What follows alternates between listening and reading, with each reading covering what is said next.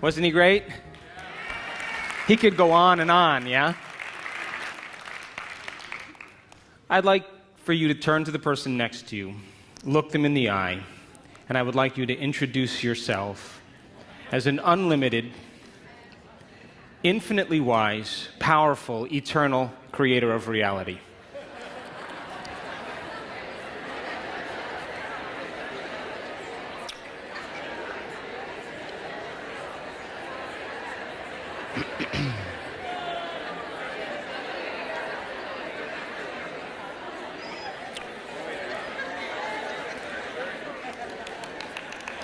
Now, I'd like for you to tell the person next to you that you're no longer going to pretend to be limited, fearful, confused, unhappy, or unworthy anymore. Because we pretend that, you know.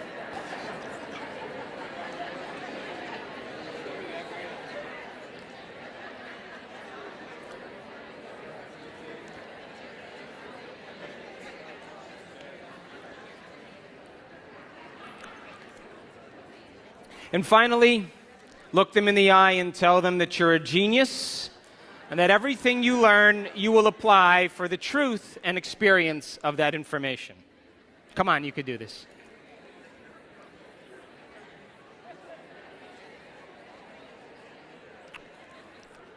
Hi.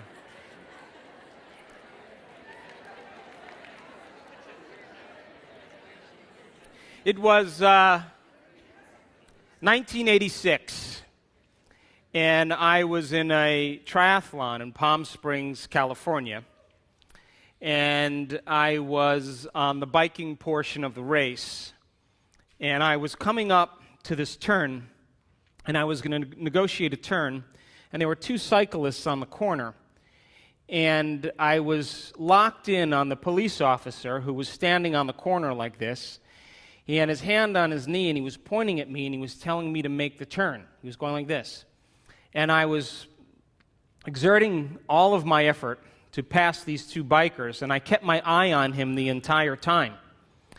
And as I made the turn, he had his back to the oncoming traffic. He wasn't looking to see who was coming, so when I made the turn, there was a four-wheel drive vehicle going about 55 miles an hour that hit me from behind. And it was an 83-year-old woman who had somewhat of slow reflexes. And when I landed on the ground, the bumper was still coming towards me, so I grabbed onto the bumper and took a little ride for about 20 yards, and then she stopped short, and then I rolled down the road. Now, as I laid there on my back, I realized that this just wasn't a sprained strain. And I could feel the blood pooling in my thoracic cavity. And so they took me to JFK Hospital in Palm Springs, and I went through a series of tests, x-rays, CAT scans, MRIs. And the next morning I woke up after about 12 hours of tests, and I'll never forget because the whole side of my body was stuck to the sheets, because I was all abrased, you know. So they had to come with a squirt bottle and squirt the sheets and slowly peel them off me. And the doctor came in, he put up the side view of my x-rays, and he said, listen, you have multiple compression fractures of your thoracic spine. You have 6 broken vertebrae. One of the vertebrae is more than 60% collapsed, and the arch that contains the spinal cord broke like a pretzel, so I had pressure on my spinal cord. Now, when you take blocks of vertebrae or columns of vertebrae and you compress them when you land on your butt, the bone fragments, the volume of the bones compresses, but the volume has to go somewhere. So in my case, it went back on my spinal cord, and T8, T9, T10, T11, T12, and L1 were all broken. Now, the T8 vertebrae was more than 60% collapsed, and that's where the neural arch was broken. And So he came in and he said, listen, you know, the typical surgery for this is a Harrington rod surgery. And what they do with Harrington rod surgeries is they cut off the back parts of your vertebrae, like they saw them off, and then they put in these long stainless steel rods. In my case, they were over 12 inches long, from the base of my neck to the base of my spine. And then after they screw them in to stabilize the fracture and pull the fragments off the cord, then they cut a little piece off your hip and then they paste it over the top. Now, if I had seen an X-ray of a person or a CAT scan or an MRI of a person with my condition, I probably would have recommended surgery. But this was me. And I couldn't rush off immediately and just agree to having that type of aggressive procedure done on me. So the next day, the chief neurosurgeon from the hospital came in and paid me a visit, and he said, look, you don't really have much choice. You need Harrington rod surgery. Your neural arch is broken. You have bone fragments on your cord. You have some neurological compromise, you know, you have a lot of problems going on here, and we need to do something right away. If you don't have the surgery, you probably won't walk again. So I said, well, does anybody not have the surgery? He said, in my 26 years of doing surgery, I've never seen anybody go against this recommendation. So I decided after that it would be a good idea to return back to San Diego where I lived. And so an ambulance came and took me back to Scripps Hospital. And when I arrived at Scripps Hospital, the medical director of Scripps Hospital was the perfect picture of the physician that your mother would love. He had the salt and pepper hair and the mustache and the lab coat, and he had the stethoscope around his neck. And he just walked in and he locked eyes with me and he said, we have to get you on the operating table right now. And then he said, if it was my son, he would be in there. And he was so credible and so confident that I wanted to believe him. But I said, whoa, I'm just not ready to make that decision right away. And of course, he was very convincing and very aggressive, and he said, if you don't make the decision within 2 days, your bones are going to naturally start to heal to the best of their ability. Bone, fragments and strings of calcium are going to begin to interlock, and your bones are going to start mending. And if you decide to have the surgery after that point, we're going to have to cut you open from the front and the back and do a radical surgery, and the mortality rate is pretty high. And he left. Now, I don't know about any of you, but I think that the worst of human suffering has a lot to do with indecision. And I laid there on the bed that day, wrestling with what I knew intellectually in spinal biomechanics and wrestling with what my heart was telling me. I was a 24-year-old kid at the time. I was living a great life in Southern California, and all of a sudden my life came to a stop. And you know when you're in trouble in your life, when the people around you that are your friends, I had friends that were medical doctors, chiropractors, naturopaths. I had psychotherapists that were my friends, doctors of Oriental medicine. They were all around my bedside. And you know you're in trouble in your life when someone pats you on the shoulder and they say to you, we know you're going to make the right decision. Which really translates into, I am so happy I'm not you.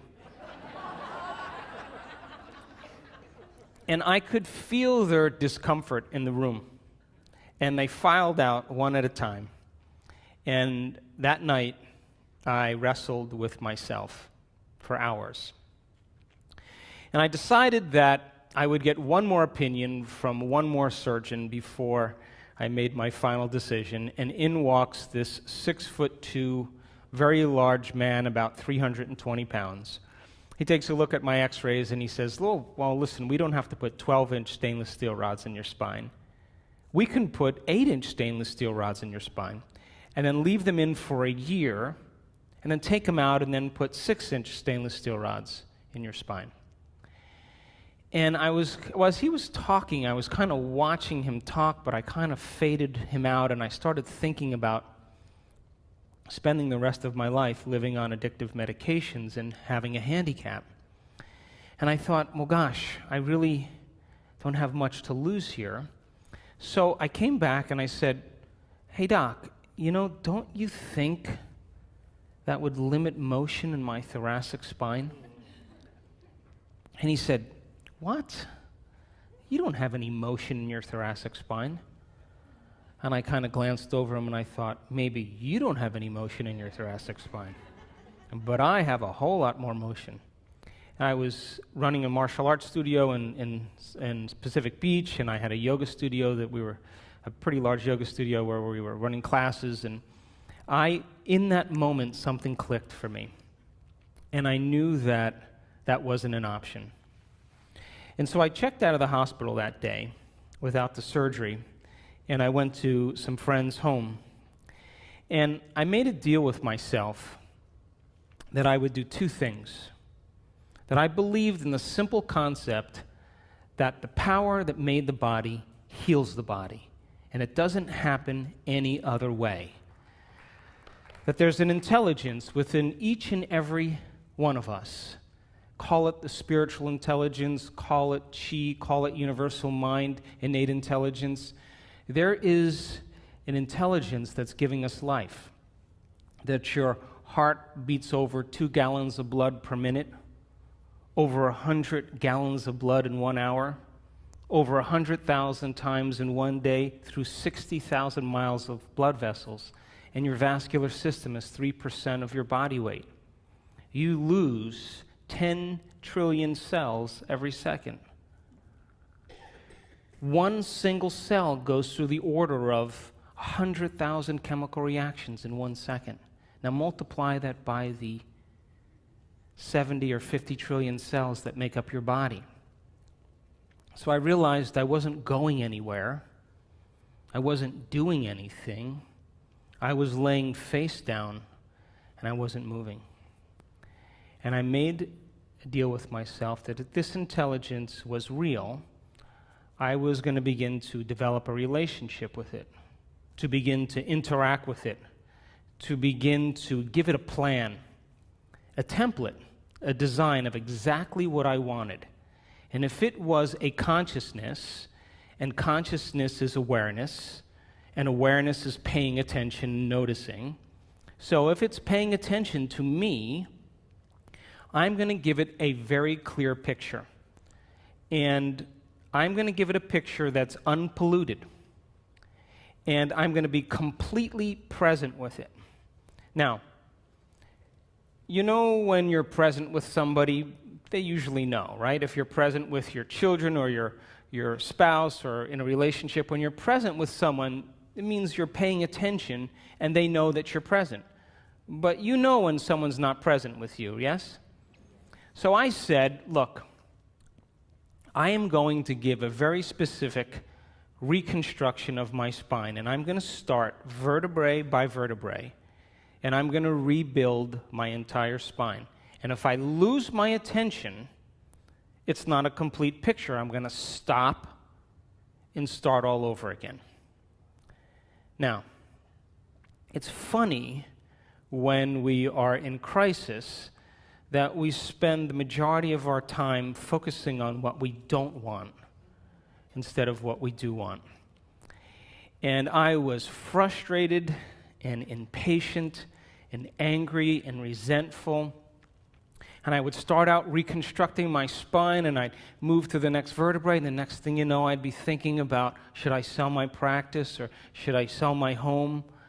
And then I would start over again, and then I'd start seeing myself in my future in the worst case scenario. And I was observing the worst outcome instead of the best outcome. And if I was the quantum observer of reality, then I had to become conscious of my unconscious thoughts. And I had to pay attention to my emotional reactions.